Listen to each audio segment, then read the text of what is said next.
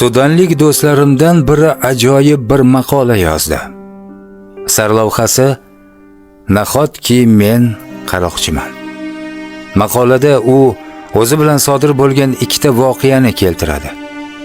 Birinchisi, Irlandiyada tibbiyotdan imtihonlarim bor edi. Imtihonning to'lovi 309 funt edi. Menda mayda pul yo'q edi, shu sabab 310 funt berdim. Muhimi, imtihonni topshirdim. Imtihonlar tugagach Sudanga qaytdim. Sal o'tib Irlandiyadan xat keldi. Unda shunday yozilgan edi: Siz imtihon to'lovini to'lashda xato qilibsiz. To'lov 309 funt edi, siz 310 funt to'labsiz. Sizga 1 funtlik chek yubordik. Biz o'z haqimizdan ortig'ini olmaymiz. Qizig'i, maktub bilan markaning narxi 1 funtdan qimmatroq edi.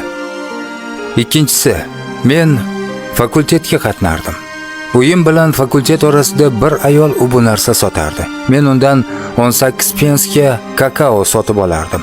Bir kuni u yerdan o'tayotsam, do'konning boshqa tokchasida aynan o'shanday kakaoning narxi 20 pens yozilgan holda turibdi.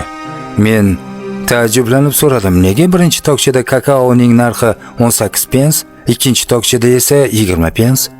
U yaqinda bizga kakaoni eksport qiladigan davlat Nigeriyada mushkulotlar yuzaga kelib narxlar ko'tarilibdi.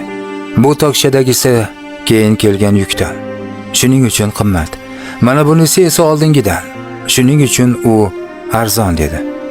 Men unday bo'lsa kishilar oldin arzonini olishadi, u tugasa keyin qimmatini olishadi, toki arzoni tugamas ekan qimmatini hech kim olmaydi-ku dedim. U "Ha, buni bilaman" dedi. Men shunday ekan ularni aralashtirib, arzonlarni ham 20 pensdan sotsangiz bo'lmaydimi? Buni hech kim bilmaydi-ku dedim. Shunda u quloqimga "Sen qaroqchimisan?" dedi. Uning gapi haligacha quloqim ostida jaranglaydi. Bu qanaqa axloq? Biz qachon bunaqa darajaga ko'tarilamiz? Xulosa o'zingizdan azizlar.